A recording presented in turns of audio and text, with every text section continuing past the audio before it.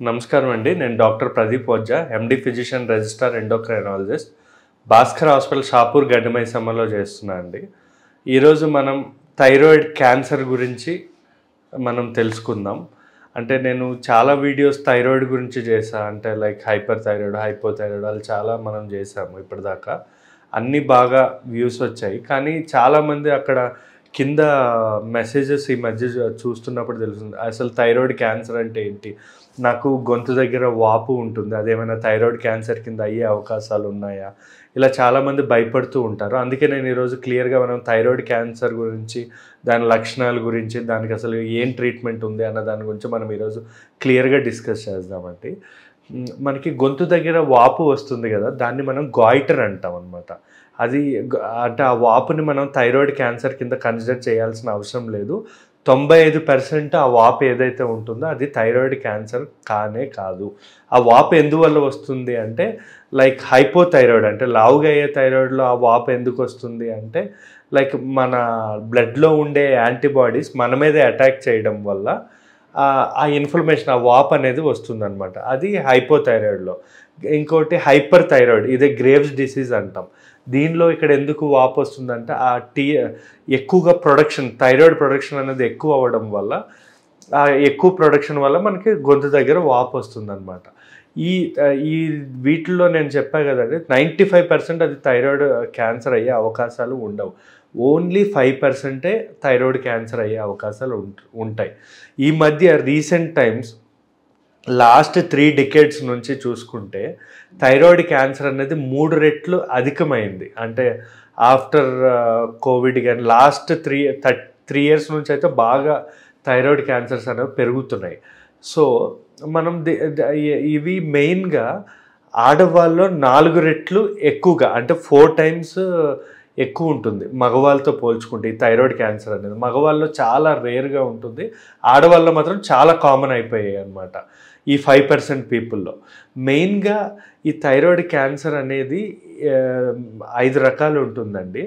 కానీ 99% క్యాన్సర్స్ ఉండేది follicular cancer, పాపులరీ cancer అని 2 రకమైన క్యాన్సర్లు మోస్ట్ కామన్ అనమాట.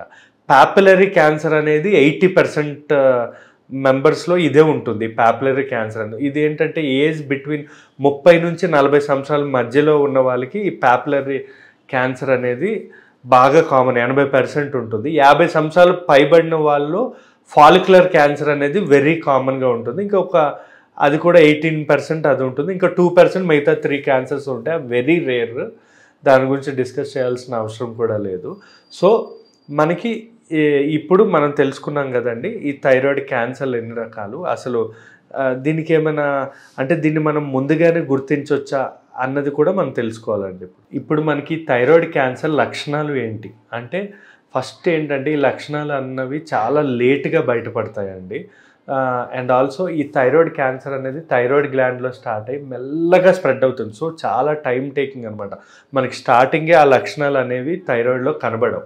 సో మెయిన్గా మనకి కొంచెం లేట్ స్టేజ్లో మనకు కనబడే లక్షణాలు ఏంటంటే బాగా నీరసంగా ఉండడం, గొంతు దగ్గర, అంటే గొంతు వాపు కాదు, కంప్లీట్ వాపు కాకుండా ఆ థైరాయిడ్ గ్లాండ్ మీద ఒక చిన్న కణితలాగా, అంటే ఒక చిన్న మాస్, ఒక చిన్న బొడుపులాగా ఆ థైరాయిడ్ గ్లాండ్ మీద ఉంటుంది. ఆ వాపు మీద కంప్లీట్గా వాపు రాదు, ఒక లోబ్ ఏదైనా వాపు వచ్చినట్టు అనిపిస్తుంది అనమాట. అలా మనం ఏంటంటే డాక్టర్ మనకి ఎగ్జామిన్ చేసేటప్పుడు తెలిసిపోతుంది అది థైరాయిడ్ క్యాన్సర్ లేదా నార్మల్ గొంతు వాప అన్నది డాక్టర్ ఎగ్జామిన్ చేసినప్పుడు తెలిసిపోతుంది అనమాట.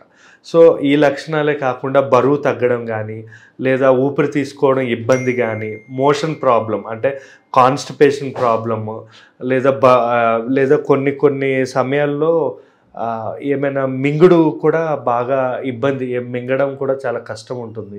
స్కిన్ డ్రై అవ్వడం, వెంట్రుకలు డ్రై అవ్వడం, లేదా గోళ్ళు డ్రై అవ్వడం, ఇలాంటి సిమ్టమ్స్ అన్నీ కూడా మనకి ఈ థైరాయిడ్లో కనబడుతుంది.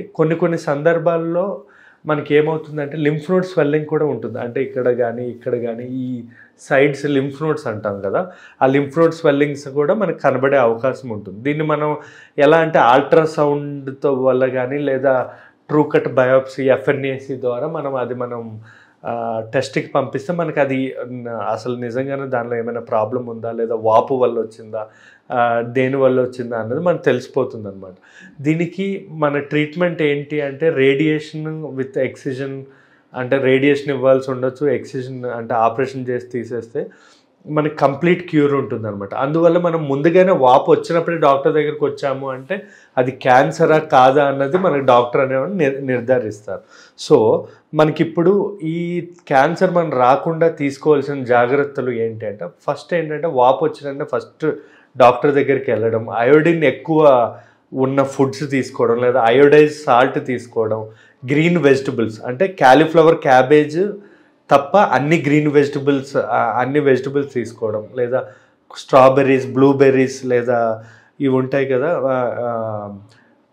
అవకాడో, కివి, ఇలాంటివన్నీ కూడా మనకి థైరాయిడ్ క్యాన్సర్స్ తగ్గించే అవకాశాలు చాలా ఉంటాయండి. మీకు ఆల్రెడీ మనం చెప్పుకున్నాం కదండి, ఇప్పుడు అల్ట్రాసౌండ్ స్కాన్ ఎఫ్ఎన్ఏసిలో మనకి ఇది ఏ రకమైన క్యాన్సర్ అనేది మనకు తెలుస్తుంది. కానీ ఇది స్టేజింగ్ అంటే ఇది ఎన్నో స్టేజ్లో ఉంది, ఫస్ట్ స్టేజా, సెకండ్ స్టేజా, థర్డ్ స్టేజ్ అన్న దాన్ని బట్టి మన ట్రీట్మెంట్ రేడియేషన్ ఇవ్వాలా లేదా కంప్లీట్గా సర్జరీ చేయాలా అన్నది మనం డిసైడ్ అవుతాం అనమాట.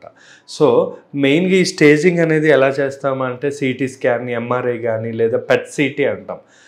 ఈ స్కానింగ్లో ఏమవుతుందంటే ఆ థైరాయిడ్ గ్లాండ్ కాకుండా పక్కన ఏమైనా లింఫ్ నోడ్స్ స్ప్రెడ్ కానీ బాడీలో ఇంకేమైనా పార్ట్స్ మెటాస్టాసిస్ అంటాం. అంటే మనకి థైరాయిడ్ క్యాన్సర్ ఎక్కడ స్టార్ట్ అయ్యిందో మనం ట్రీట్మెంట్ ఇవ్వకపోతే అక్కడ నుంచి వేరే పార్ట్స్కి కూడా ఎఫెక్ట్ ఇచ్చే అవకాశాలు ఉంటాయి. కొన్ని క్యాన్సర్స్ ఏంటంటే లివర్, కిడ్నీ లేదా బోన్ మ్యారో, ఎముకలకు కూడా స్ప్రెడ్ అయ్యే అవకాశం ఉంటుంది. అంటే మనం ట్రీట్మెంట్ ఇవ్వకపోతే అది బాడీలో ఏ పార్ట్కైనా అది స్ప్రెడ్ అయ్యే అవకాశం ఉంటుంది. సో వెరీ ఇంపార్టెంట్ ఏంటి అంటే మనం ఏ క్యాన్సర్నైనా ఫస్ట్ స్టేజ్లో మనం డయాగ్నోస్ చేయడం అన్నది చాలా ఇంపార్టెంట్. అది మనకి ఖచ్చితంగా మనకి స్టార్టింగ్లో సిమ్టమ్స్ చూపిస్తుంది. అప్పుడే మనం డాక్టర్ దగ్గరికి వెళ్తే కరెక్ట్ డాక్టర్ అయితే ఖచ్చితంగా వితిన్ అంటే మనం వచ్చిన ఫస్ట్ విజిట్లోనే మనకు తెలిసిపోతుంది అనమాట, ఇది ఇనీషియల్ స్టేజ్లో ఉందా, అడ్వాన్స్ స్టేజ్లో ఉందా అన్న దాన్ని బట్టి మనం ట్రీట్మెంట్ ఇచ్చుకోవాల్సి ఉంటుందండి. Thank you.